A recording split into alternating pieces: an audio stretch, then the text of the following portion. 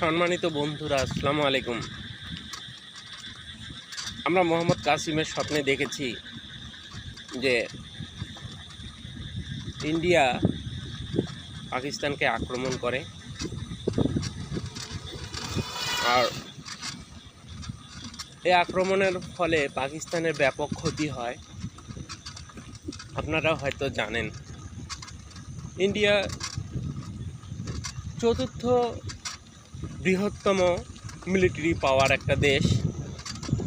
তো তাদের কাছে পরমাণু অস্ত্র এবং অত্যাধুনিক অনেক ধরনের অস্ত্র আছে, এবং সেই সাথে তাদের অর্থনীতি খুবই শক্তিশালী। আর অপরদিকে পাকিস্তান, যদিও তাদের কাছে পরমাণু অস্ত্র আছে, কিন্তু তাদের অর্থনীতি অনেক দুর্বল। আর আপনারা জানেন, মুসলিম জাতি কখনো প্রথম আক্রমণ করে না। যখন তারা আক্রান্ত হয় তখন সেটা প্রতিহত করে। আর প্রথম আক্রমণটা কিন্তু ভারতে করবে, এবং পাকিস্তানের ব্যাপক ক্ষতি হবে। মোহাম্মদ কাসিমের স্বপ্ন অনুযায়ী পাকিস্তান সেনাবাহিনী এবং সরকার কোনো পদক্ষেপ নেয় না, যার কারণে কিন্তু একটা সময় পাকিস্তান বড় ধরনের ক্ষতির সম্মুখীন হবে। এবং সেই সময় জনগণ এটা বলাবলি করবে যে পাকিস্তান সেনাবাহিনী এবং সরকার যদি পদক্ষেপ নিত, তাহলে এই ক্ষতির হাত থেকে বেঁচে যেত পাকিস্তান। তো পাকিস্তানে অবশ্যই ক্ষতি হবে বড় ধরনের। কেবল সূচনা শুরু হয়েছে, যে কোনো সময় ভারতের প্রতিশোধ অবশ্যই নেবে। আর আমি এটাই বলতে চাচ্ছি, এই ড্রিমসের মধ্যে এটাই আছে যে পরবর্তীতে আবার পাকিস্তান ঘুরে দাঁড়াবে। তো বিশ্বের 57টা মুসলিম দেশ থাকার পরও কেন এই মুসলিম দেশগুলো পাকিস্তানকে সাহায্য করবে না?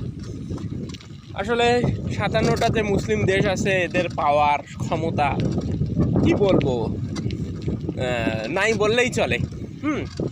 আর এরা তো মিডল ইস্টের যে বিষয়টা, সেটা তো তারা আমেরিকাপন্থী। দেখা যাবে তারা আমেরিকার পক্ষ নেবে। এবং ওইখানে বলা হয়েছে যে লাল পতাকাওয়ালা একটা দেশ পাকিস্তানকে সাহায্য করবে।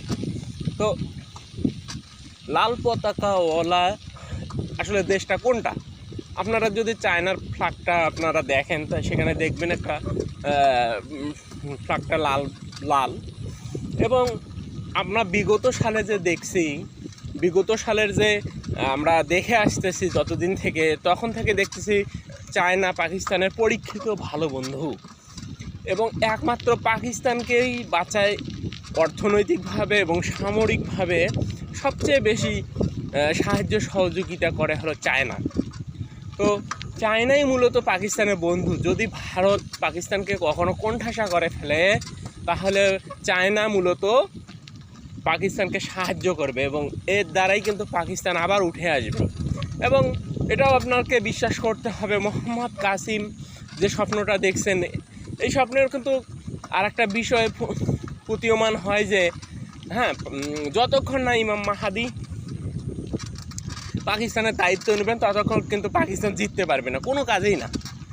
তো অবশ্যই মোহাম্মদ কাসিমের স্বপ্ন যখন সত্যি হবে, তখন মানুষ তাকে চিনতে পারবে এবং দায়িত্ব নেবে।